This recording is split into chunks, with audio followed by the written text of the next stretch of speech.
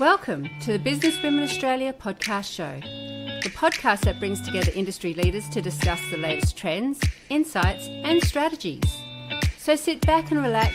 Let's get inspired by the amazing women who are shaping the future of professional women in Australia. Don't forget to like and subscribe.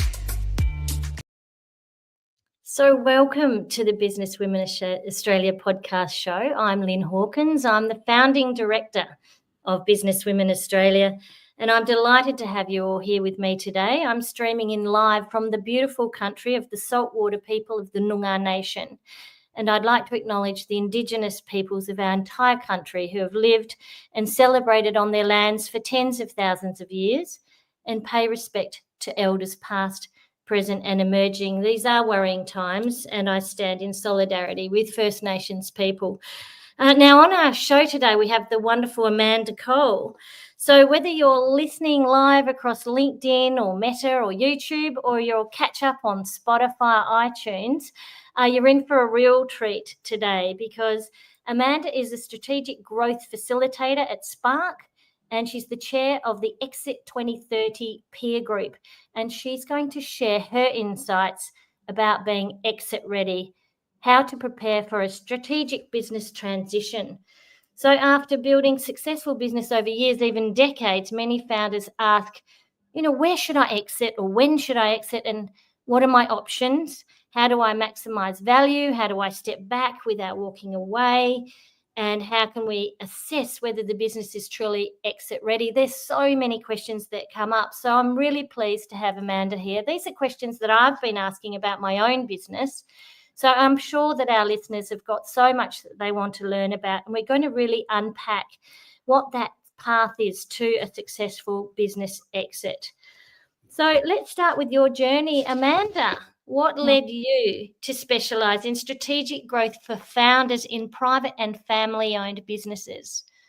Thanks, Lynn. It's great to be with the Business Women of Australia. So really excited to have this conversation today. I've been working with small business owners of all sizes and shapes for over 25 years now, mostly with founder-owner businesses, some private and family businesses, so second generation and even further than that, businesses that have managed to do that transition from one generation to another. But the biggest challenge, I think, is for a founder when they are confronted by their own capability. Businesses at some point always get outside of one person's capacity, and certainly when you start getting to a certain scale, you have to look at the business you've created and how much of it's sitting on your shoulders. And so as much as the founder is generally a massive asset to a company, really they can also become quite a bottleneck as a business grows. And there's a bit of a pattern. There's some stresses that happen at key points to a business as it's growing. And certainly when you get to maybe $5 or $10 million and there's another threshold at 20 where people try and hit a wall, they get exhausted and their growth can slow down. So a lot of that point where a founder is feeling out of talent, generally they are reaching out for someone to come and help. So I certainly didn't start out specialised in exits, but what I have been doing is helping small business founders make better strategic decisions for a long time. And inevitably, as you get older in business, everyone gets to a phase where they're going, looking at what my phase, might look like when I'm retired. Lots of people don't like using that word nowadays, particularly. It's like maybe it's just my second phase or third phase of life. And they say, okay, now what's next? Where should I go? And what does it look like to just suddenly stop work? It's a really challenging time. So that's really what I've spent the last sort of period of time, is understanding that transition for founders and working with them to make better decisions along the way.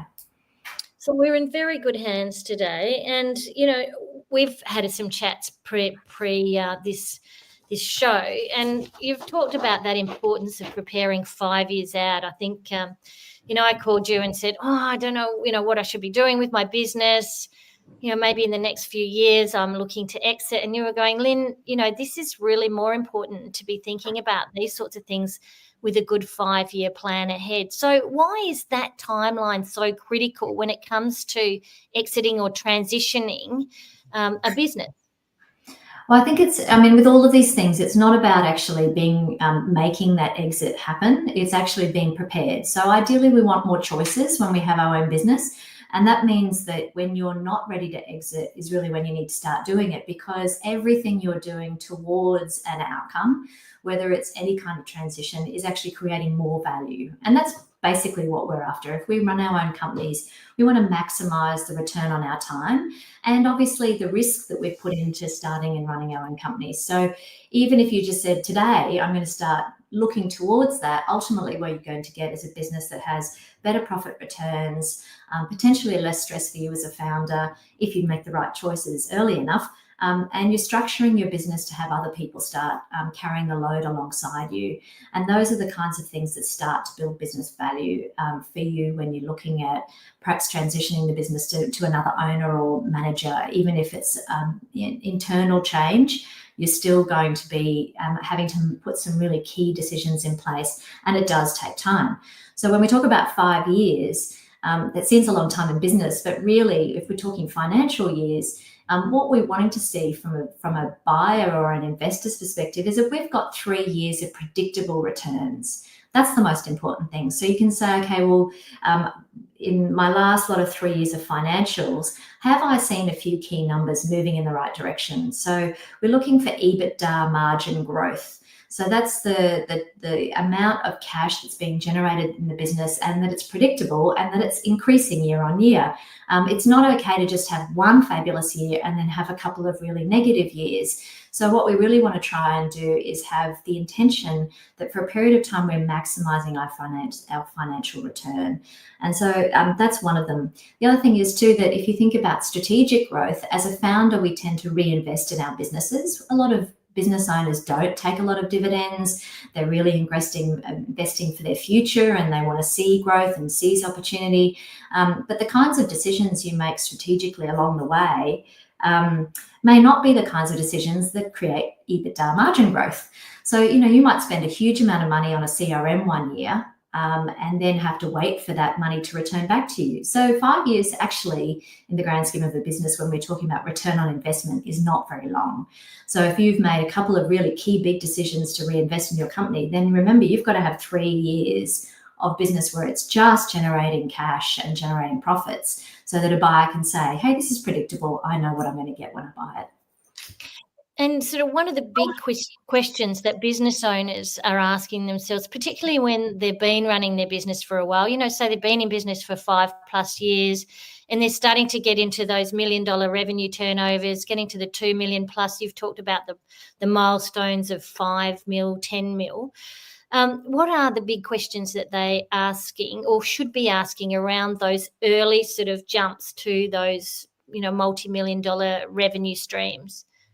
Well, the most critical one for most founders is, how am I getting to a point where I'm not doing everything? So can I step back without it falling over? How do I transition the business and the way to that decision making away from me as the founder? Because ultimately, a business has to stand without that key person risk.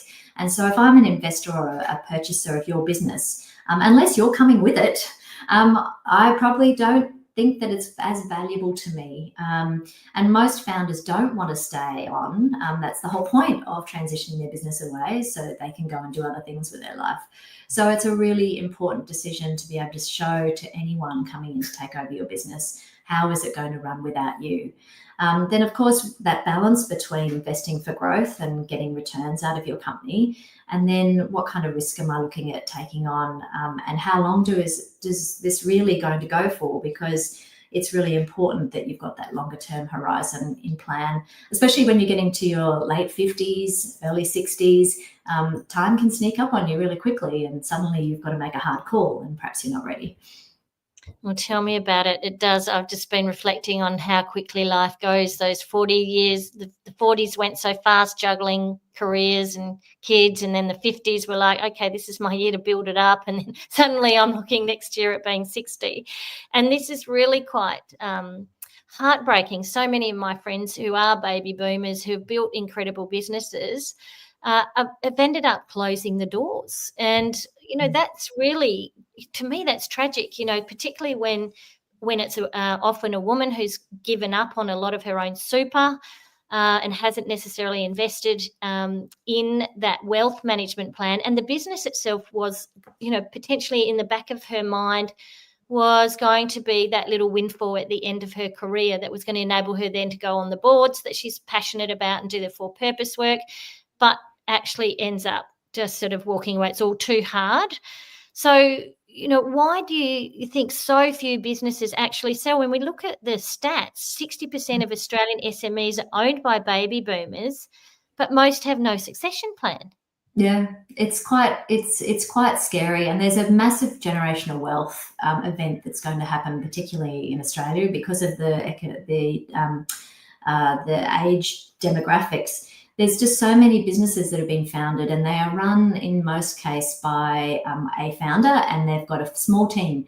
There's something like 70% of small businesses in Australia don't employ more than just a few staff. And so all of those people really don't have a lot of options when it comes to saying, okay, I now want to finish. My dad was one of them. He had a small business. He was a contractor. He employed a couple of people, and he did end up selling it, but it's not worth anything really, unless somebody wants to come in and do all of that work. And there's very few people who really are interested, particularly with the generational changes these days, of actually taking on their parents' business. There are lots and lots of boomers who are looking at their kids going, hey, I've built this great thing. And they're saying to their parents, I don't want to work as hard as you did. Why do I want to take that on? I want to have a job. I don't want much stress. I like my life. Work is not everything to me because I've seen how much you've put into it and how much it's killed you. So, there's a really big shift, I think, at the moment. It's really difficult for a baby boomer looking at their business to see and realize the value, because we all believe we've got amazing businesses that do great things, but it's not until you have some external insight that actually says you've got some value or you don't. And you do need that planning in advance to be able to be ready when you are, as opposed to perhaps when the business or even the market's ready. Sometimes those things don't all line up either. So it does come back to really, really being intentional about looking at how to structure your business without you in it. And then identifying yes. how that can be an entity that you can train someone up, so someone can look at that and go, wow, that's actually, got great potential, or we could plug that little piece of our bigger puzzle into our organisation and get an uprise from that. Yeah, and I think that's really it's a great point, Lynn, because you've got your value and where you see the value in your business is often very different than an external party. So they'll be looking at your assets and saying, you've got this database and you've got these relationships and you've got this IP. In our world, we can do amazing things with that. We'd much rather buy it from you than try and create it ourselves. Whereas when you're looking at it, potentially, this is just the way I've always done things. My clients or my customers only pay me this kind of a margin, or they, in competing in the market's challenging. And so you've got a really different lens looking at where the value of your assets sits. And so that's where you've got to say, well, it's a good business for me to run it, but it could also mean that it's not necessarily saleable and that those assets aren't of value to anyone else. So things that create value are long-term contracts. So particularly if you've just signed a long-term contract, government contracts are excellent. People love those because they're stable and they're consistent and they are obviously long-term. So a buyer coming in has some longevity to those relationships. If you've got costs to switch for a customer, so if you say, okay, well, it's really hard, my platform or my business is really sticky, no one else can do these few things in the way that we do it, so no one really ever leaves. Long-term customer engagement. So if you can say, okay, well, I don't have contracts, but I can show you from my customer list that people stay with me for on average 5 to 10 years. In fact, most of the time, once I get a customer, I don't lose them. So those kinds of things are really critical. Technology in your systems can make a difference. So does that create a barrier for somebody else because it was costly to set up and therefore nobody else can create that moat once you own the customers? And then it obviously depends on the industry and whether it's growing. I mean, AI is making a massive disruption level at the moment. And so it's really difficult for businesses to go, do I have a defensibility against someone coming in with technology and taking my company away from me? And that's where there's tension, because often they'll say, well, I'm the business, all my customers love me, but you're not there anymore. So how do we transition trust from you as the key person to somebody else? And if you're saying to me, well, that makes our customers stay, then that's not actually valuable anymore.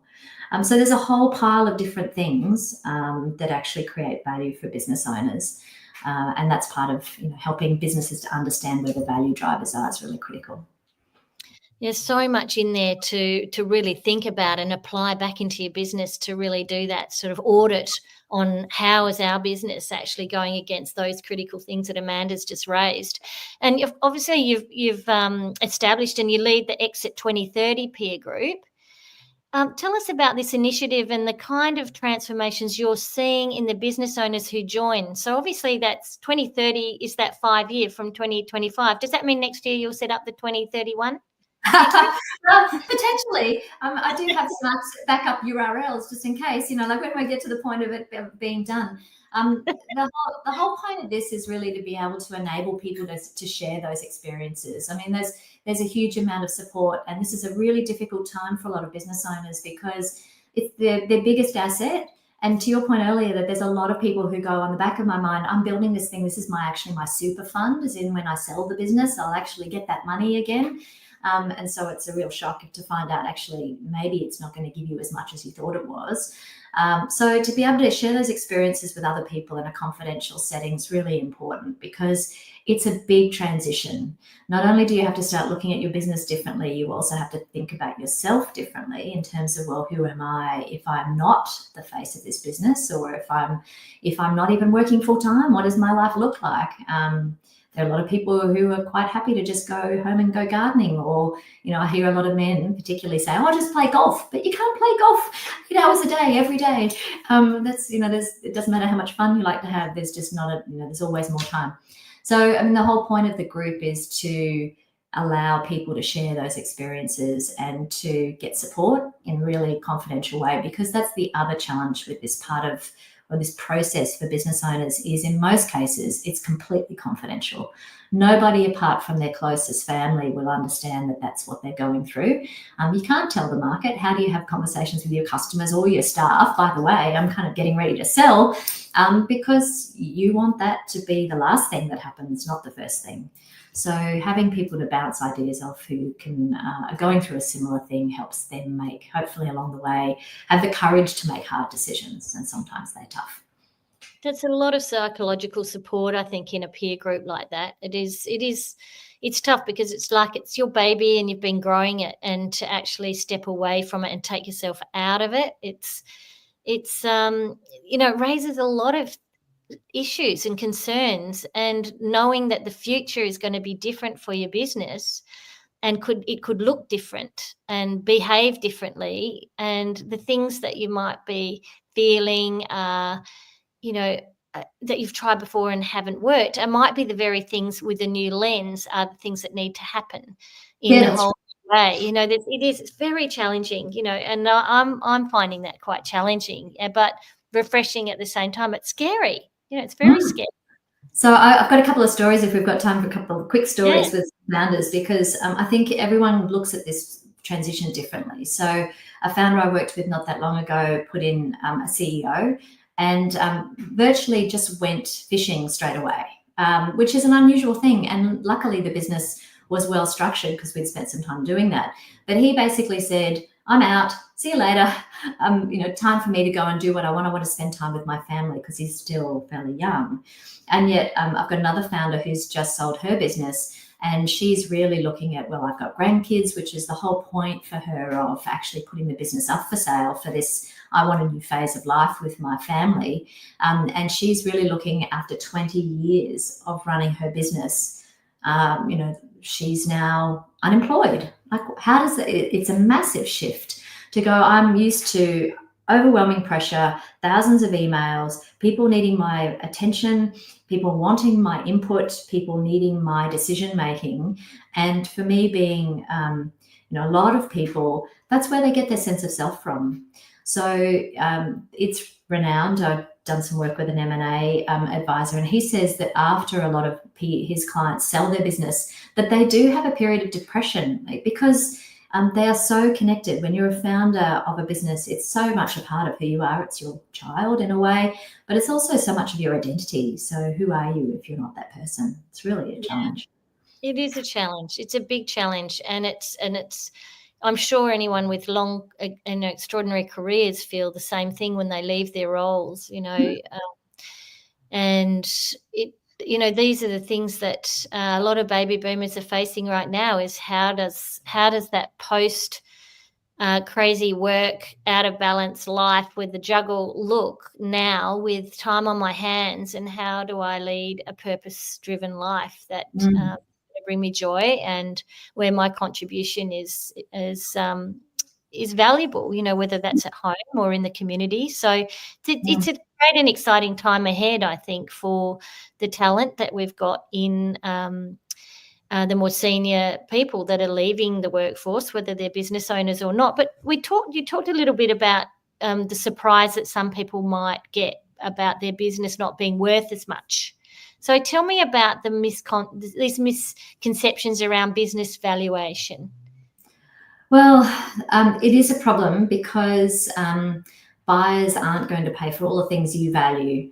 They will pay for cash flow, they will pay for recurring revenue, they'll pay for IP that's different to the rest of the world. They'll pay for systems as long as they don't want to aggregate your business with theirs, in which case your systems will be useless because they're just going to replace them with their own. So it's one of those things. We always value the thing that we invest in more than someone from externally. Most people will say their house is worth more than the market tells them it is because, they're invested. That's their house. It's emotional. So I think businesses are very similar. If you look at the standard value of multiples that get paid to small businesses, and we're talking businesses that might be 5 to 10 million or under, in most cases, they're only 3 times EBITDA, which is, if you're thinking about it and you're saying, well, I want to work for 5 years, and this is where we get to the point of why a business is shutting. If I want to work for 5 years, I'm going to earn more money over that 5-year period than if I get 3 times what my current EBITDA is. That's only 3 more years of working. Why would I do that? It's just better for me to work for 5 years and close it. And so, that's in a way absolutely true. And so this is the challenge is how do I make my business then worth 5 to 10 times? Because that's the ballpark where it really starts to make sense to actually make a sale because you're getting return on investment for the time you wouldn't want to be working. So I think that's the biggest challenge is that people do overestimate what their business is worth. They overestimate the investments they've made in terms of the return on that investment for value as opposed to return on revenue or return on expenses. And really they're overestimating their engagement with the business too in most cases. They can say, no, it can run without me. But actually, if you scratch the surface a little bit, no, really, you still make all the decisions. Yeah. I think we had that conversation. I've been trying to get more of my face off everything, but I'm still kind of the one that's making things happen. And it is really hard until I get someone in to really be that general manager, CEO. I'm still calling the shots at the end of the day. So it takes that investment to, take it to that next level. So walk us through some of these key options for exit or transition. Keeping in mind that, businesses, only 1 in 5 businesses listed for sale in Australia actually sell. So many of those business listings are not actually, they'd eventually take them down. So what are those key steps that you would recommend? Well, I think that there's different results for the scale of the company. So a lot of the businesses you'd see in a broker listing or businesses for sale, they're generally buying a job. So, I'm going to be a handyman or I'm going to work from home or whatever, and there's only a certain amount I personally can do. But if we go to the next phase where you've had a business that's got past sort of a hobby or personal exertion type business, where you're sort of 2 million and above, really your options are, and this is the case for a lot of professional services businesses. So if we're talking about if you're an accountant or a financial planner or a marketing or an HR consultant, any of those consulting type businesses, in most cases, a management buyout makes sense because you're transitioning to a key person who your clients already have a relationship with. And so there's lots of ways of doing that. You can do a vendor finance version, which is basically you saying, well, I'll keep paying, you keep paying my salary, or you keep paying me for a period of time to help you transition the business, and you will pay that out over a period of years. So that's a good way of doing it, but obviously you don't get the cash up front if you're the person leaving. And if they fail to run the business properly during that time, then there is a risk that you don't get 100% of that money back. The most obvious and the cleanest way is a trade sale. So where you're basically going, here's my business. And there's two ways of doing that. You're either packaging your company and saying, buy the whole thing. But then you can buy some skeletons in a closet. So if the financials haven't been run properly, or there's hidden risk with workplace health and safety, or there's a whole pile of warranties attached to it, buying a whole company. Or you say, well, you're just going to buy my assets and I'll deal with the company, I'll wind it up, and you're just going to take my clients, or you're going to take my IP. So if you're selling programs or some kind of patents or other kind of intellectual property that's valuable, then has value attached to it. So there's a difference between whether you're just buying assets or whether you're buying a going concern business where you take the whole thing. Obviously, then you can do a succession plan. So you could say to your kids, here, have my company. And that has been known to happen where the father's just gone, or mostly it's the father.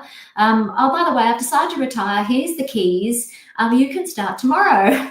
Nothing like a shock. But if you can find a happy family member to transition it to, generally what I've found through the work I've done, because I have worked with lots of second generation family businesses, there's a significant value if you can take a business that your parents started and build on it.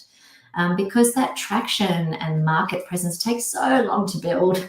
And so if you've had someone doing something for a good 10 to 20 years, like one of my current clients, his father's still involved in the business. He likes to go to board meetings, but the son and his daughter took over the company, and they have built it from a reasonably small business to now $80 million company within only sort of 10 years. But that's because his dad had done all the hard yards to kind of build that foundation. And so then it's much easier to continue that momentum and grow it further. So there's some benefits if you can get your kids to be enthusiastic about your business. And then, of course, the last option is just put in a manager, which is what you were saying earlier. I'll put on a general manager, I'll support them, and then I can still make some profits and they will run the company and take it on.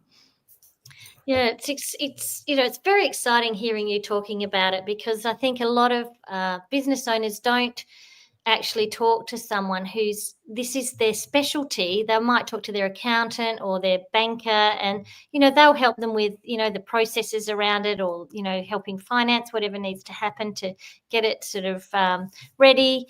But to actually look at the holistic aspects of exiting your business and setting up a succession is really there's a lot of moving parts to it.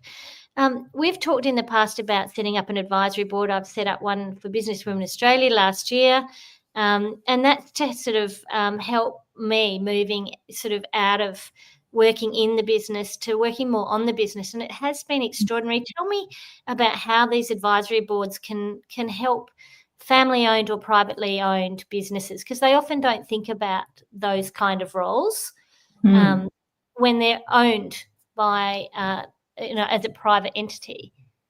Yeah, and advisory boards, oh goodness, have I frozen? Advisory boards are making a massive difference, I think, for private business owners, because the whole point of a governance board where you're outsourcing or looking for a non-executive director, most founders don't want to give that away. They want the risk, they want to make the decisions. That's not the intention of their board. So an advisory board can give you outside insight. It's a sounding board for better decision making. It also helps you drive accountability. There's nothing harder than creating accountability for yourself. So actually having someone, even if it's just, I'm going to the advisory board meeting this month, there's nothing better than having a third entity that your team can then take seriously as being, this report has to be finished and we have to deliver on the results for the business, because the advisory board says, just even having that entity to be able to say the advisory board said we have to do X, even if the founders made the call, actually can create a huge amount of insight, accountability, momentum that you wouldn't get otherwise. So depending on the reason for the board, ideally every board has a purpose, and in the context of an exit, it's a great activity for a board to support. You're getting strategic insight, generally expertise, so that you may not afford if you were going to get an expensive consultant. In that case, you're getting a one-off bit of engagement, whereas the board is working alongside you generally for a reasonable period of time. So they're sharing the load. They're going to help you work through your thinking and make decisions along the way. And also, obviously, for businesses where you've got a family dynamic, where you've got multiple shareholders. So I've just been talking to a family business. They've got founded by 3 fathers and 3 sons who are all cousins are running that company. And they've, his comment was, we've got too many people with the same last name on the board, and inevitably you get groupthink, and everyone reinforces that in sort of the way that the business has worked and thought for a long period of time. So it helps to have somebody external coming and asking much better questions, hopefully. So you get a broader perspective. You can also obviously increase networks, so introductions, industry skills, knowledge, and just that bit of extra governance when it comes to making the business do what it needs to do and hit its strategic targets. Yeah. Look, we see that a lot too in the work that I do. I think quite often separating the family council from the board is a really great way, and then having maybe 1 or 2 representatives from the family council being on the board can work really well. But the family council then can also look at setting up what the family office requirements are that are separate to the operating business as well, and start thinking about setting up those structures. I see a lot of sort of complexity and issues that rise when people don't have those setups, and that's the complexity of those big family businesses that I'm sure you see too, Amanda. So some of the red flags that might be that a business isn't exit ready yet, and what are the low-hanging fruit, so to speak, that you would say would be a good place to start addressing things? Well, I think that, some of the things we've already talked about, where if the owner's making every decision. The other thing too that's really critical is, if we're not doing any management reporting, I mentioned reports before from a board's perspective, a lot of businesses just merrily go along about their way. I mean, they might be doing financial close off, but if we're talking about being able to transition the founder decision making to their team, to an executive team, reports are a really key way of transitioning that authority and accountability to the next level. So as much as it feels like it's a bit corporate-y to say, well, we have to do a monthly report, having those key metrics and being able to monitor the drivers of value for the business are really important. So if you're not doing some kind of formal end of month close off with reports and KPIs for your key people, then there's the chances of you doing all of that decision making is very much the case. So that's a really good one to be able to make a first step to say, okay, we're creating a report. The report benchmarks our performance, and then we can start tracking how close we're getting to what we would say is being good value for a potential buyer. Not that that's the reason you'd be telling your team. So another low red flag is obviously if we've got stagnant performance, and that's a really good indicator that a business systems or thinking or structure needs to shift. And that's a good indicator too that we've hit one of those really key inflection points for a business where they actually have to think differently and potentially change some systems and look at changing the team and how the knowledge and skills sit around the table to drive the business forward. If we've got a concentration of customer revenue in one key customer, and that does happen, like successful companies that often end up with 20 or 30% of their revenue sitting with one relationship.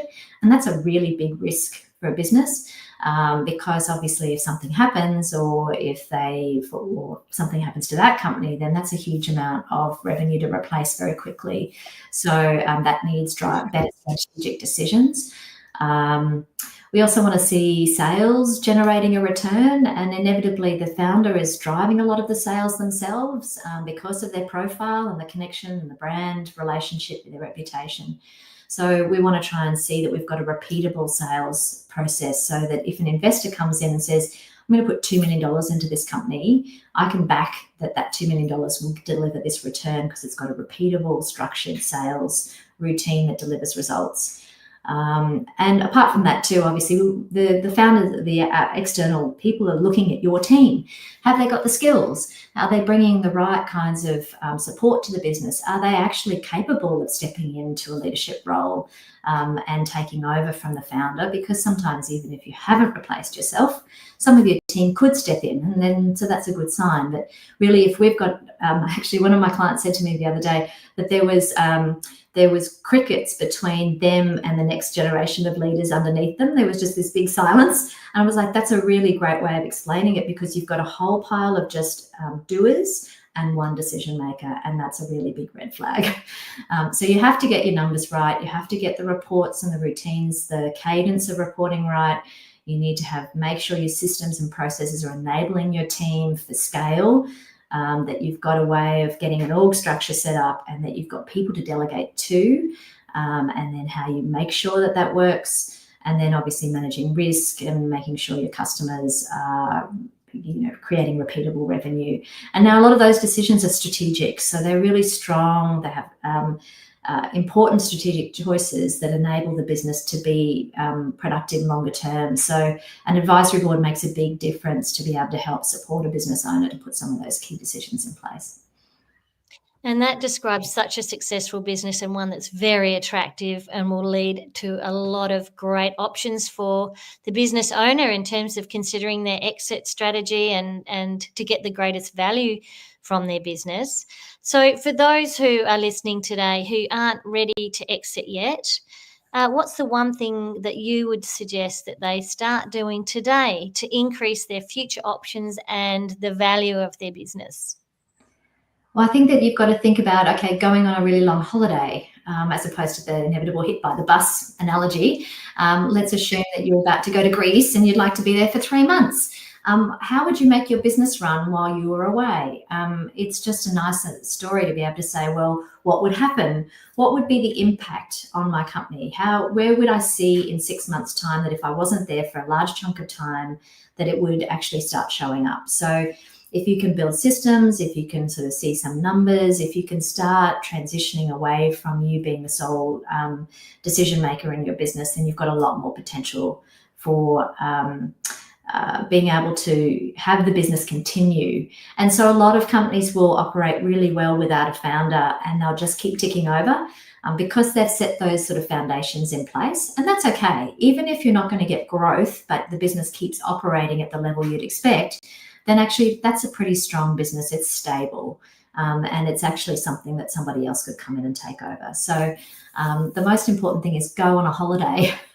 And a lot of founders and business owners don't want to go on holidays. They don't like the idea of being away from their company. And that's actually where a lot of the stress comes from, because they haven't been able to go on leave. One of my clients actually, he said after the first year, it's like, oh my God, I've just had a holiday and no one sent me an email. This is great jubilation when everything was handled and they could be away and actually have a break. It's a really good thing to aim for. Well, that's a great thing to aim for. So for those of you who are listening today or on catch up, go on a holiday.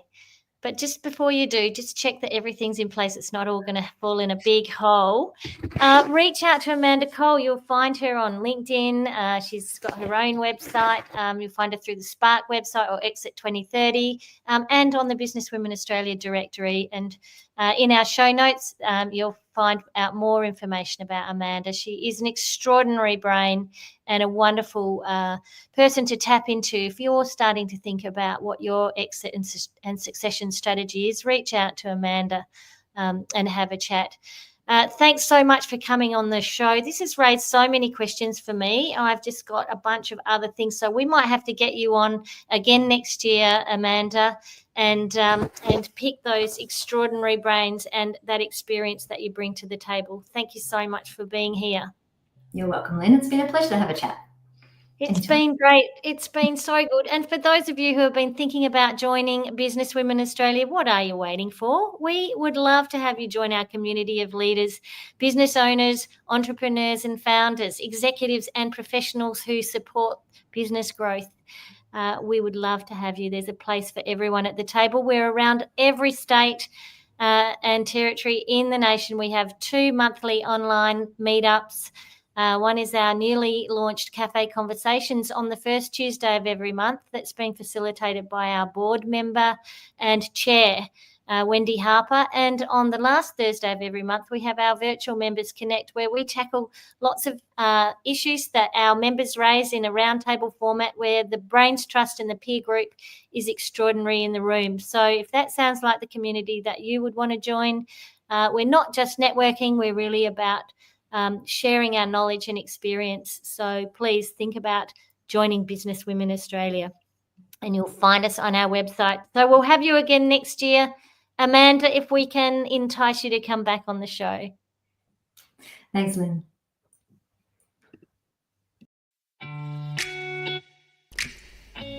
You have been listening to the Business Women Australia podcast show. We hope you've enjoyed today's episode and gained some valuable insights to empower you on your journey. Don't forget to comment, like and subscribe to stay updated in our latest episodes. And if you're not already a member of Business Women Australia, what are you waiting for? Head to our website today and join so that you can connect with a thriving community of inspiring women across Australia.